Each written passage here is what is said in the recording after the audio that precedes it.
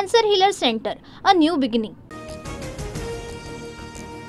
मंत्रिमंडळात निर्णय झाल्याचं सांगून धनंजय मुंडेंनी 200 कोटी रुपये उचलले. अजितदादांनी तातडीनं कारवाई करावी, अंजली दमानियांची मागणी. तर इफ्कोमध्येही घोटाळा झाल्याचा दमानियांचा आरोप.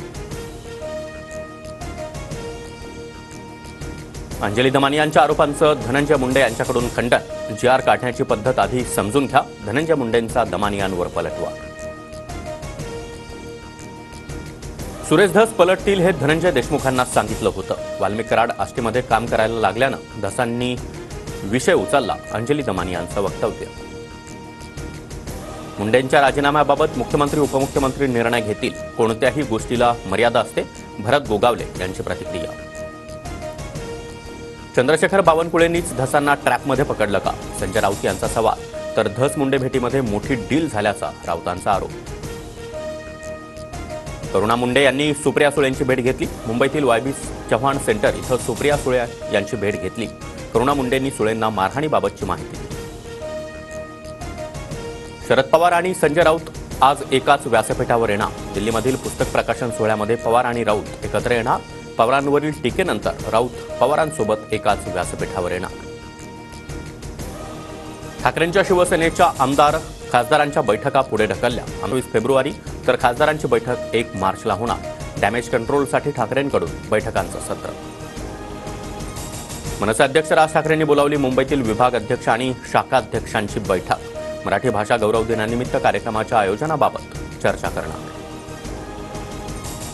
शिवरायांना आग्र्यामध्ये ज्या ठिकाणी नजरकैदेत ठेवण्यात आलं होतं त्या ठिकाणी स्मारक बनवणार. मुख्यमंत्री फडणवीसांची घोषणा.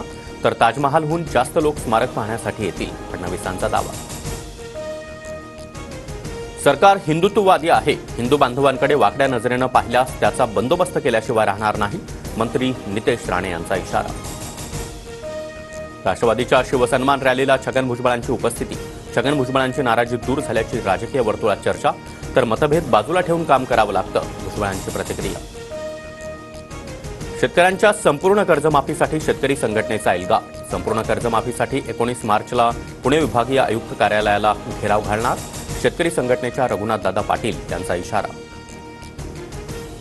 बेकरीतील भट्ट्या विजेवर रूपांतरित करणं अशक्य. विजेवर भट्टी चालवल्यास मासिक खर्च परवडणारा नाही, व्यावसायिक संघटनेचं मत. मुंबईमध्ये पावाचं उत्पादन घटण्याचा अंदाज. राज्यभरात परिचारिकांचं 1 दिवसीय कामबंद आंदोलन. मानधनवाढ, किमान वेतन या कायद्याअंतर्गत विशेष भत्ता, महागाई भत्ता लागू करण्याची मागणी. पिंपरी चिंचवडच्या कुदळवाडीमध्ये 825 एकरचा परिसर अतिक्रमणमुक्त. 7 दिवसांच्या धडक कारवाईनंतर मोहीम स्थगित. 8111 भंगार गोदामं, लघु उद्योग आणि अनधिकृत बांधकामं भुईसपाट. कल्याणमधील भर चौकामध्ये गोळी झाडून एकाची हत्या. जमिनीच्या वादातून नातेवाईकांनीच हत्या केल्याचा संशय. पोलिसांकडून आरोपींचा शोध सुरू. स्कूल बस मालक संघटना 18% भाडीवाढीवर ठाम. भाडेवाढ मागे न घेण्याचा स्कूल बस ओनर्स असोसिएशनचा पवित्रा.